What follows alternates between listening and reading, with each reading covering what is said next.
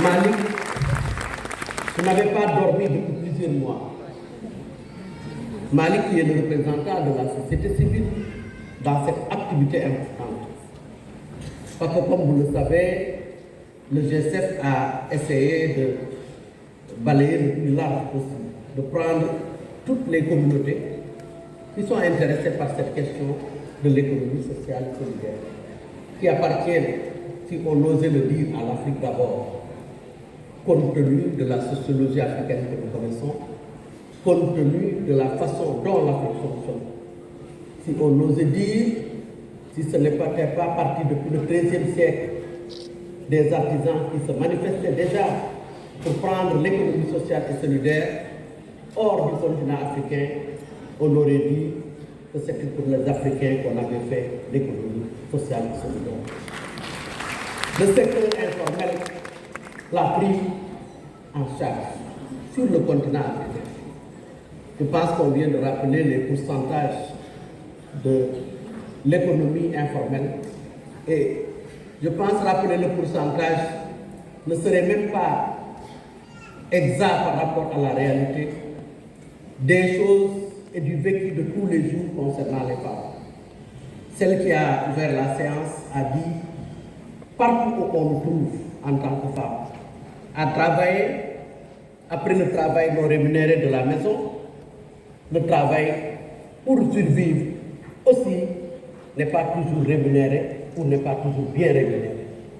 Donc le G7, son chantier devra, concernant cette journée des femmes, ce sera à la suite, Mme Samba l'a raconté.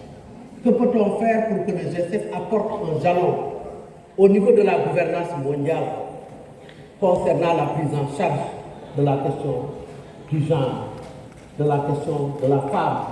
Comment on peut faire pour que ces efforts soient autant rémunérés que la pénibilité de son travail? Monsieur le maire, je voudrais, avec votre autorisation, saluer les représentants de l'ACF qui sont connus pour leur lutte en faveur de la faim, en faveur de l'autosuffisance alimentaire et contre la faim. Je voudrais les remercier, ils sont dans la salle. Les professeurs, Mareva et tout, ils sont dans la salle. Les leaders de femmes que vous connaissez ou que vous ne connaissez pas ont répondu présent pour écouter le G7. Qu'est-ce que le G7 va apporter de plus par rapport à l'analyse, à la recherche et aux différentes données que nous avons toujours eues de l'économie sociale et solidaire, surtout concernant la femme.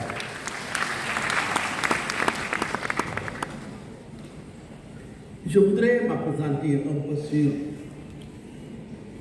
en plus de ce que l'économie sociale et solidaire représente à vos yeux, ce que le gouvernement du Sénégal a fait en 2014 en sortant une loi pour appuyer l'économie sociale et solidaire. J'en profite pour saluer Mme Samba, représentant le ministre de l'économie sociale et solidaire.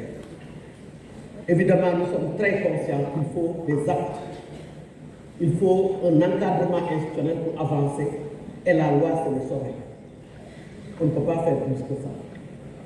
Mais on peut faire mieux que ça.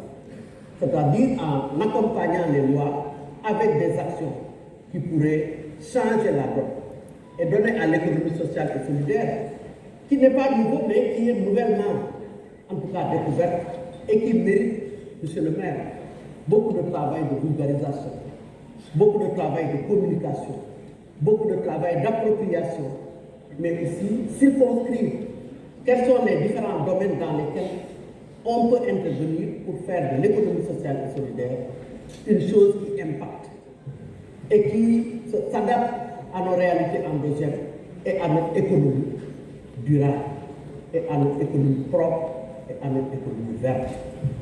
Cela me fait entrer dans mon sujet. Madame Si, je voudrais vraiment vous rendre hommage pour tous vos efforts faits au nom de la mairie, de la FAO et de toutes les femmes depuis longtemps pour faire la réussite de cette pays. Et vous félicitez.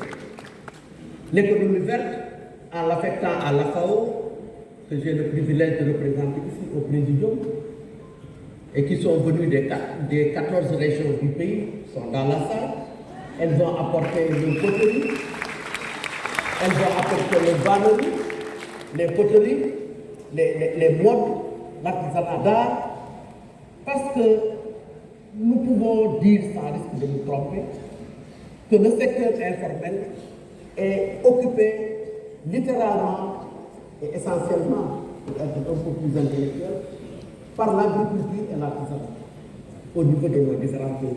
Je ne parle pas seulement du Sénégal. C'est ce que les femmes font, ce que les jeunes sans emploi font. C'est ça qui constitue l'économie sociale et solidaire et en même temps le secteur informel. C'est la raison pour laquelle, en nous demandant de parler de l'économie verte, nous allons commencer par l'agriculture avec grand A, comme l'Union africaine l'a toujours qualifié. L'agriculture avec grand A ne laisse rien au hasard. Depuis l'agriculture de production, l'élevage, la pêche et leur chaîne de valeur. Et je pense que là-bas, on peut trouver les femmes. L'économie verte veut dire aussi tout ce qui est fait de manière naturelle. Cela veut dire aussi tout ce qui est fait en bio. Cela veut dire tout ce qui est fait en évitant l'énergie fossile, qui ne fait que détruire notre environnement, détruire nos forêts et nous débarrasser de tout ce qui nous permet de vivre et de laisser une terre riche à nos progénitures et à l'avenir. C'est ça l'économie verte. Donc, nous en avons de temps à reparler, mais on a été fiers d'être interpellés sur l'économie verte parce qu'il y a beaucoup de choses à dire. S'il y a un continent qui doit se battre pour que l'économie verte survive, mais c'est bien le continent africain. Où se trouve 13,3 millions de kilomètres carrés, les 2 tiers des terres arables du monde et l'essentiel des forêts à part la forêt de l'Amazonie. C'est la raison pour laquelle, monsieur le maire, avec vos hôtes, nos invités, nous sommes fiers de penser que le G7 pourra sortir de nouveaux produits et de nouveaux outils.